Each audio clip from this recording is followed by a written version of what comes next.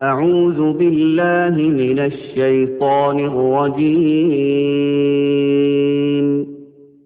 بسم الله الرحمن الرحيم। से पहली चीज़ बेगुनाह नौजवानों की रिहाई, दूसरे औकाफ का तहफ़्फ़ुज़ व हुसूल, तीसरे मुसलमानों के लिए रिज़र्वेशन और चौथे इंसिदाद फ़साद कानून। इस मौजू पर हमारे इस जलसे का इनेकाद किया गया है,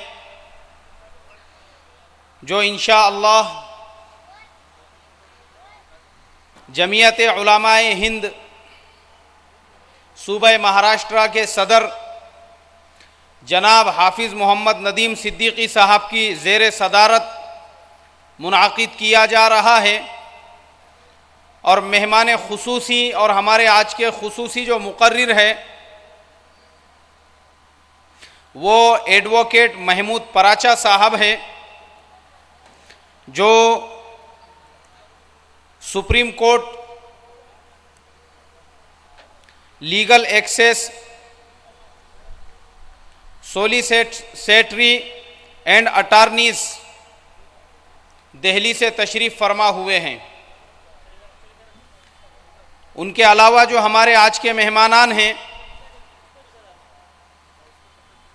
जनाब फरीद साहब सदर अमन कमेटी मुंबई, एडवोकेट ए रहमान साहब सीनियर एडवोकेट पुणे,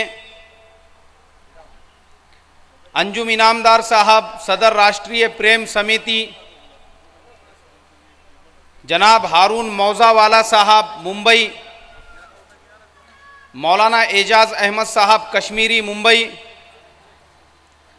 जनाब रिजवी मेहदी साहब मुंबई,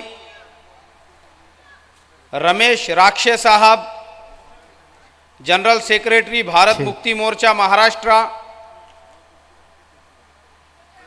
प्रोफेसर अजहर अली वारसी साहब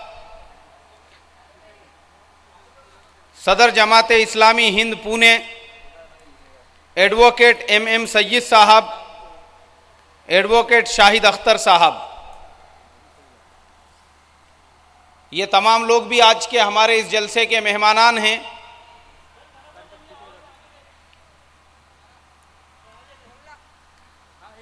लेकिन खुसूसी तौर पर हम जिनको सुनने के लिए जमा हो रहे हैं वो है एडवोकेट महमूद पराचा साहब, जो सुप्रीम कोर्ट नई दिल्ली से ताल्लुक़ रखते हैं। मुअज़्ज़ज़ सामाईन, हमारे आज के इस इजलास के जो 4 अहम मौजू हैं उनमें सबसे अव्वल बेगुनाह नौजवानों की रिहाई। हमारे मुल्क की जेलों में सैकड़ों नहीं बल्कि हज़ारों की तादाद में ऐसे नौजवान हैं जो बग़ैर किसी जुर्म के, बग़ैर किसी गुनाह के, बग़ैर किसी लग़ज़िश और ख़ता के 20 सालों से जेलों में क़ैदोबंद की सऊबतें बर्दाश्त कर रहे हैं। किसी को 10 साल हो चुके हैं, किसी को 15 साल हो चुके हैं, और कई ऐसे हैं जिनको 20 साल से ज़्यादा का अरसा गुजर चुका है। लेकिन हैरत की बात यह है कि आज तक उनके खिलाफ कोई सबूत नहीं मिला, और सबूत ना मिलते हुए भी पुलिस उनके खिलाफ कोर्ट में आज तक कोई चार्जशीट दाखिल नहीं कर सकी। मगर कानून को ऐसा पेचीदा बनाया हुआ है जिसकी वजह से वे बेगुनाही के बावजूद सलाखों के पीछे अपनी ज़िंदगी के कीमती अय्याम गुजारने पर मजबूर हो चुके हैं। हज़ारों की तादाद में ऐसे नौजवान हैं। हम लोग जानते हैं ऐसे ही लोगों में मौलाना आदम जी जो गोधरा से ताल्लुक़ रखते थे, जिन्हें फरवरी सन 2002 में जेल के अंदर बंद कर दिया गया अपने 60 साथियों के साथ। और क्या हुआ, एक 70 साल का बूढ़ा आदमी जो जमीन से उठने में भी दूसरे के सहारे का मोहताज है, जो चलने में भी किसी का सहारा ले सकता है, बेरहम हाथों ने ऐसे बुजुर्गों को भी उठाकर जेल की सलाखों के पीछे डाल दिया।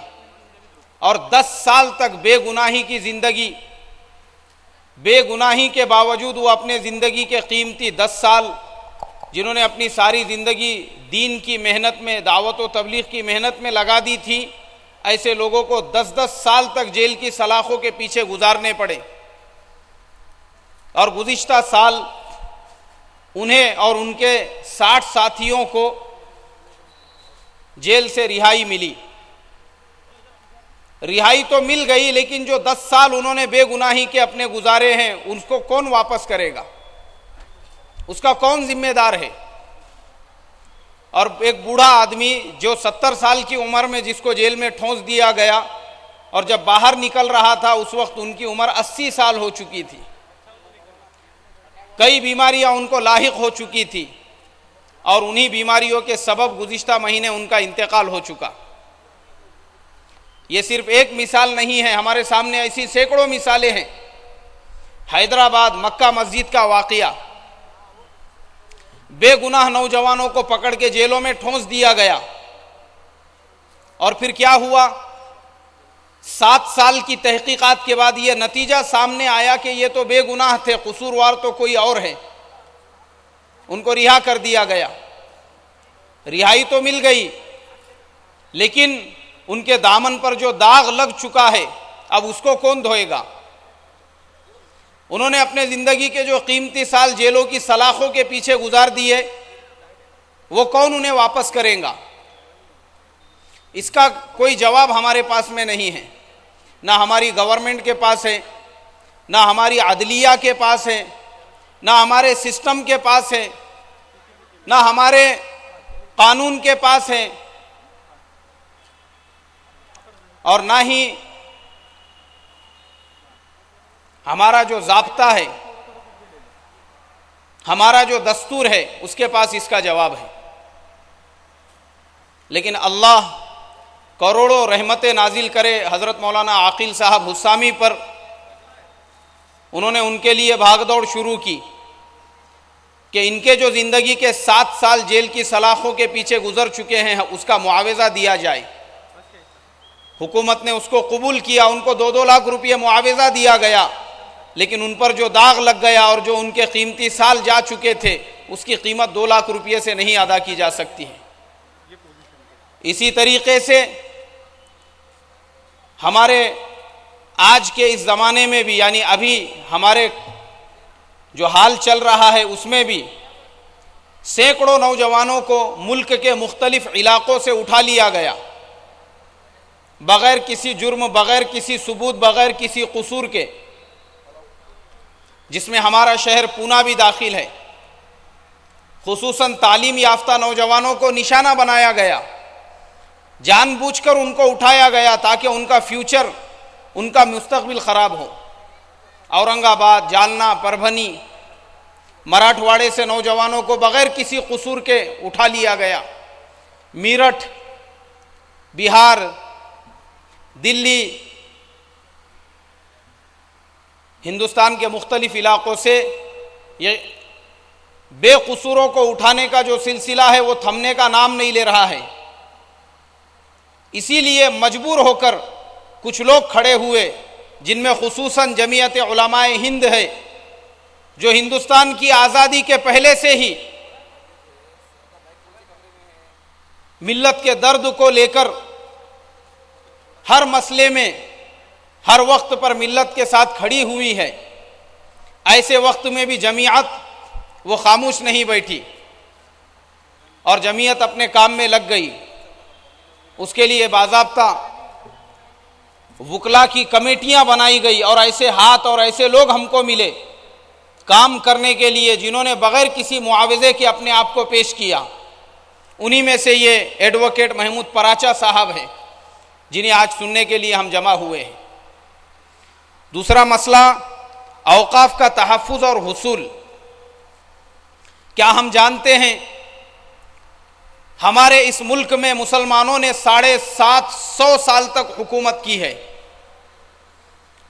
और हमारी जितनी भी कदीम मस्जिदें हैं, दरगाहें हैं, खानकाहें हैं, उस ज़माने के नवाबों ने, बादशाहों ने उन मसाजिद के नाम पर, उन दरगाहों के नाम पर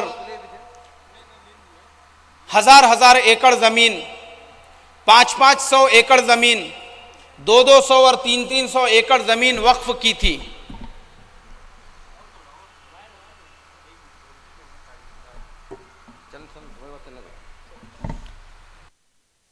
और आज भी दरगाहों के नाम पर, मसाजिद के नाम पर जितनी भी कदीम मस्जिदें हैं, बड़ी बड़ी उनकी करोड़ों अरबों की प्रॉपर्टीज़ हैं।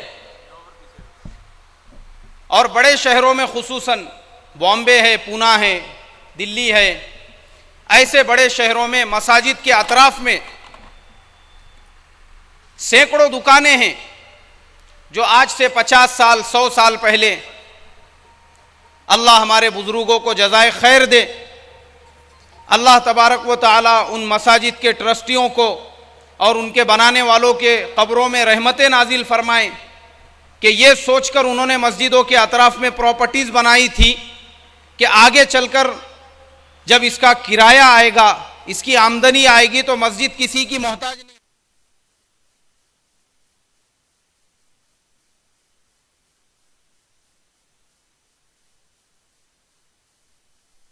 और यही तरीक़ा कार इख्तियार किया था बादशाहों ने, नवाबों ने, कि मसाजिद को जो ज़मीनें उन्होंने वक्फ की थी, इसी नीयत से कि मस्जिद किसी की मोहताज नहीं रहेगी।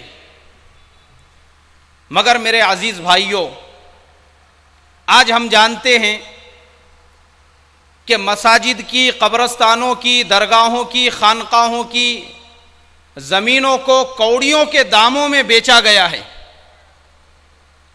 ऐसी सैकड़ों एकड़ ज़मीन मसाजिद के नाम पर और दरगाहों के नाम पर है, जिस पर हमारी गवर्नमेंट के बस स्टैंड बन चुके हैं, जहां पर हुकूमत के बड़े बड़े इदारे बन चुके हैं, जो बहुत सारे बिल्डरों के हाथ में फ़रोख्त कर दी गई है। हालांकि वो ज़मीन किसी मस्जिद की है, किसी मदरसे की है, किसी खानकाह की है, किसी दरगाह की है। सैकड़ों हजारों दुकानें हैं जिसके ऊपर लोगों ने कब्जा कर लिया है। उनको हासिल करने के लिए कोई मेहनत नहीं हो रही है। आज उस दुकान की कीमत करोड़ों में है।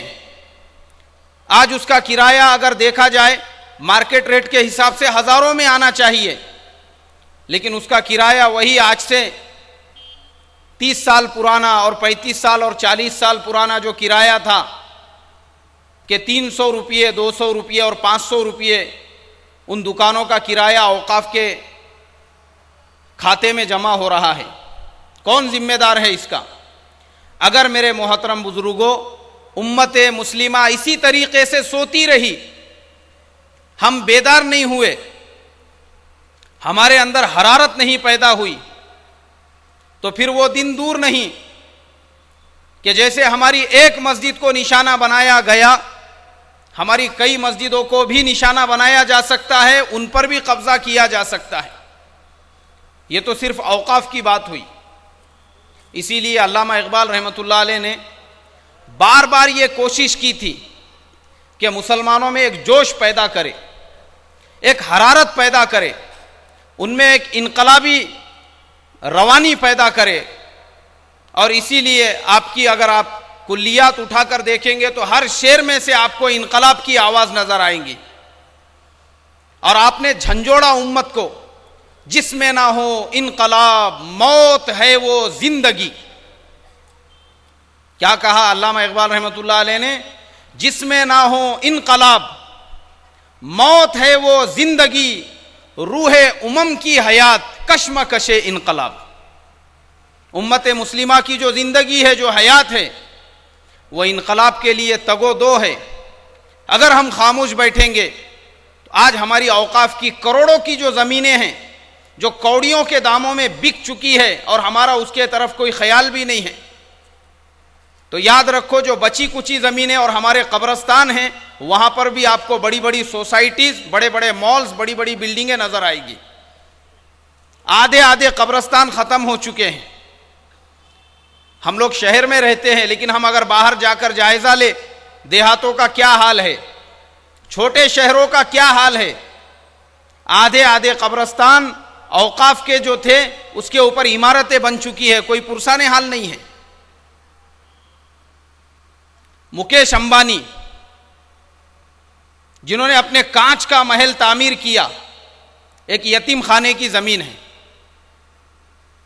यतीम खाने की जमीन के ऊपर हिंदुस्तान का एक सरमायादार अपनी कांच की बिल्डिंग तामीर कर सकता है, जिस पे हेलीपैड भी बना हुआ है। अरबों रुपयों की इमारत उसने तामीर कर दी, कोई पूछने वाला नहीं है, उसके खिलाफ कोई आवाज लगाने वाला नहीं है।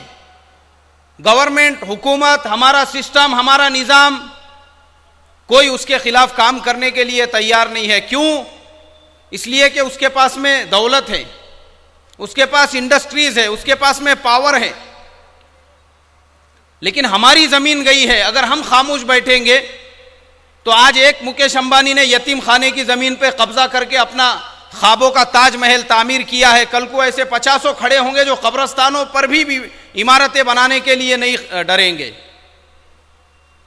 तो औकाफ की ज़मीनों को कैसे उनको सिक्योर करना है, कैसे उनको तहफ़्फ़ुज़ देना है, और जो जा चुकी है उनको कैसे वापस लाना है, उस पर भी आज के हमारे इस प्रोग्राम में बात होंगी।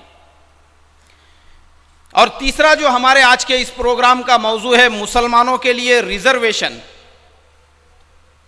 मुअज़्ज़ज़ सामाईन, अब जो फिगर्स, जो आंकड़े मैं आपके सामने पेश करने वाला हूं, शायद उसको सुनकर आपकी आंखें खुली क्या खुली रह जाए कि वो मुल्क, जिस मुल्क पर मुसलमानों ने 750 साल तक हुकूमत की, वो मुल्क जिसके गोशे गोशे से मुसलमानों की आज़मत और सतवत की आवाज़ें बुलंद होती है, वो मुल्क अगर आप शिमाल में चले जाए तो आगरा का ताजमहल सीना तान कर इस बात की गवाही देता है कि उसको शाहजहां यानी एक मुस्लिम बादशाह ने तामीर किया था। दिल्ली चले जाए, वहां की हर गली, हर कूचा इस बात की शहादत देता है मुसलमानों की आज़मत और सतवत। लाल किला कि यह मुल्क जब आज़ाद हुआ तो कोई ऐसा मकाम, कोई ऐसी जगह नहीं थी जहां खड़े होकर मुल्क का वजीर आज़म आज़ादी का ऐलान करता, लेकिन लाल किला ने उसको वो मकाम अता किया और कहा कि मेरी फसील तुम्हारे लिए हाजिर है, यहां खड़े रहकर ऐलान करो। तब से लेके अब तक हर 15 अगस्त को मुल्क का वजीर आज़म लाल किले की फसील पे खड़े होकर अपना बयान करता है, मुसलमानों की अजमत को बयान कर रहा है। दिल्ली की जामा मस्जिद, कुतुब मीनार, फिर आप मुल्क के वस्त में आ जाइए, भोपाल की ताजुल मसाजिद, बरहानपुर के किले, और इसी तरीके से जैसे जैसे हम नीचे आएंगे, हैदराबाद, चार मीनार, मक्का मस्जिद। हमारे जो आज के प्रोग्राम में मेहमान हैं एडवोकेट रहमान साहब, मैं बड़े अदब से उनसे दरख्वास्त करता हूं, और मेरे दोस्त अंजुम इनामदार साहब, सदर राष्ट्र प्रेम समिति पुणे, जो माशाअल्लाह उम्मत के हर मसले के लिए हमेशा हाजिर होते हैं और बहुत भागदौड़ उसके लिए करते हैं, और माशाअल्लाह उनकी काफ़ी मेहनतें हैं। मैं उन दोनों से भी अदबन दरख्वास्त करता हूं, हमारे अंजुम भाई से भी और रहमान खान साहब से भी, कि वो ऊपर तशरीफ़ ले आए।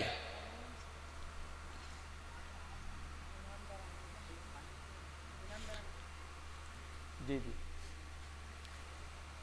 अब मैं भारत मुक्ति मोर्चा के जनरल सेक्रेटरी रमेश आ गए क्या? और भारत मुक्ति मोर्चा के जनरल सेक्रेटरी हमारे जो आज के मेहमान हैं रमेश राक्षे साहेब, त्यांच्याशीही मी विनंती करतो की स्टेजवर येऊन आम्हाला मार्गदर्शनासाठी मी त्यांना निमंत्रित करतो। रमेश राक्षे साहेब जे आमचे आजचे प्रोग्रामचे प्रमुख पाहुणे आहे। अब मैं अपनी बात को जारी रखता हूं। तो पूरे मुल्क से शिमाल से लेके जुनूब तक, मशरिफ से लेके मगरिब तक मुसलमानों की आज़मत और सतवत आपको नजर आएंगी। लेकिन बुजुर्गों, मुल्क की आज़ादी के बाद आज मुसलमानों का ये हाल है कि आज हम अपनी तारीख को उठाकर देखेंगे तो उसमें हमको अज़मतें मिलेंगी, लेकिन आज हम अपनी अगर मुसलमानों के मेयार को देखेंगे तो वह आपको पूरा तनज़्ज़ुल में नजर आएगा। आज हमारा क्या हाल है? आज हमारा ये हाल है 2007 की जो मुस्लिम रिपोर्ट से, मुस्लिम गेजेट उसकी जो रिपोर्ट है उसके अंदर ये कहा गया है कि रेलवे में 2.67% मुसलमान एम्प्लॉइज हैं। मुसलमानों की आबादी इस मुल्क में 20% से ज़्यादा है, लेकिन नौकरियों में अगर हमारा परसेंटेज देखेंगे तो मुसलमान रेलवे में 2.25% है। इसी तरीके से मिल्ली गैजेट की जो दूसरी रिपोर्ट है, बैंकिंग में मुसलमान 2.2% है, यानी 2.25% है। आबादी में हमारा फीसद 25% है और नौकरियों में हमारा फीसद सिर्फ 2.25% है। सिक्योरिटी एजेंसीज के अंदर मुसलमानों का जो फीसद है वो 3.2 है, यानी 3.25% है। आबादी हमारी 20% से ज्यादा है और सिक्योरिटी एजेंसीज में हमारा जो हिस्सा है वो सिर्फ 3.25% है। इसी तरीके से आज मैंने इंडियन एक्सप्रेस की वेबसाइट से ये सारे फिगर्स जमा किए हैं। उसमें ये लिखा हुआ था कि यूपी, बिहार और वेस्ट बंगाल में मुसलमान जो एम्प्लॉइज है वो 4% है, 4% है। लेकिन ये जितने भी है ये क्लास 3, क्लास 4 के एम्प्लॉइज हैं। और क्लास 1 जो है उसके बारे में उन्होंने बताया, इंडियन एक्सप्रेस की जो रिपोर्ट है उसमें कि पब्लिक सेक्टर यूनिट्स में हायर पोस्ट पर 0% मुस्लिम है, कोई भी मुसलमान नहीं है। जो क्लास 1 की जो हायर पोस्ट होती है पूरे पश्चिम बंगाल के अंदर, पूरे वेस्ट बंगाल में एक भी मुसलमान नहीं है, कोई फीसद ही नहीं है मुसलमानों का।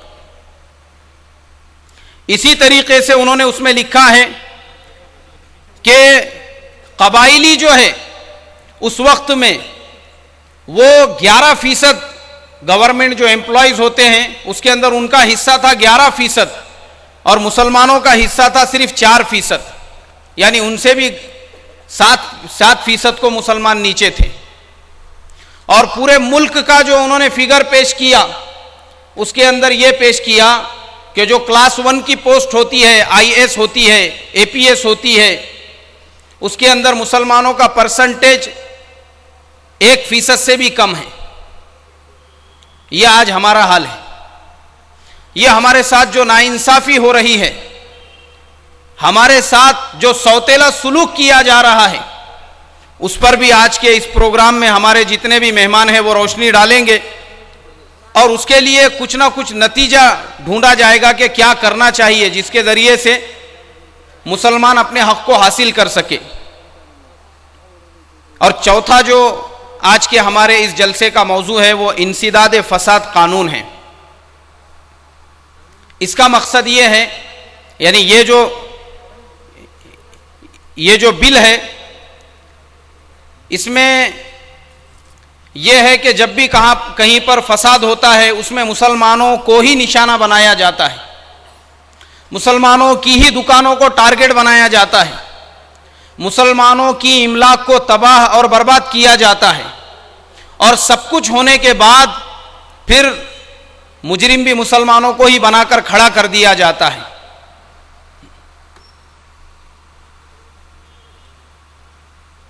यानी दोनों तरफ से मुसलमान फसादात की जद में आकर तबाह और बर्बाद हो जाते हैं। एक तरफ तो फसाद हो रहा है, दुकानें भी मुसलमानों की टूट रही है, इमलाक भी मुसलमानों की बर्बाद हो रही है, नुकसान भी मुसलमानों का हो रहा है, और दूसरी तरफ से जब धर पकड़ होती है वो भी मुसलमानों की होती है, मुजरिम भी उन्हीं को बनाया जाता है। तो इसके लिए आज जो हमारे माहिरीन यहाँ पर जमा हुए हैं, इंशाअल्लाह वो सभी आज हमारे सामने अपने अपने ख्यालात का इजहार करेंगे। इसके लिए हमको जमा किया गया है कि हम में बेदारी बहुत ज़रूरी है।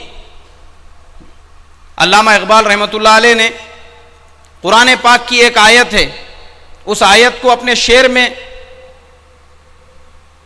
उन्होंने जो है तब्दील, मतलब अपने शेर में उसका तर्जुमा किया, शेर के अंदाज में उसका तर्जुमा किया, और उस कहा कि खुदा ने आज तक उस कौम की हालत नहीं बदली, खुदा ने आज तक उस कौम की हालत नहीं बदली, न हो जिसको ख्याल खुद अपनी हालत के बदलने का।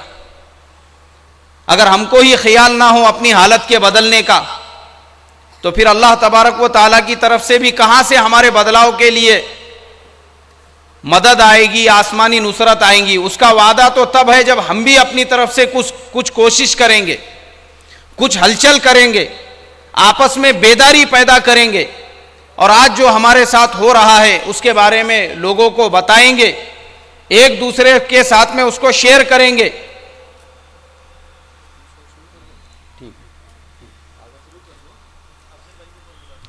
तभी जाकर ये मसाइल हमारे हल होंगे।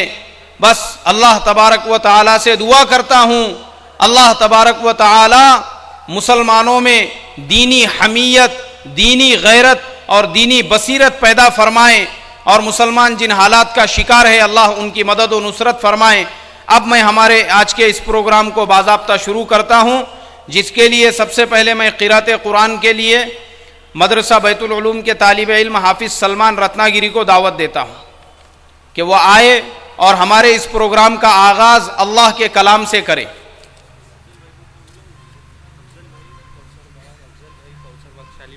अच्छा, मैं हमारे अफजल भाई शालीमार से बहुत ही अदब से दरख्वास्त करता हूँ कि वो ऊपर तशरीफ़ ले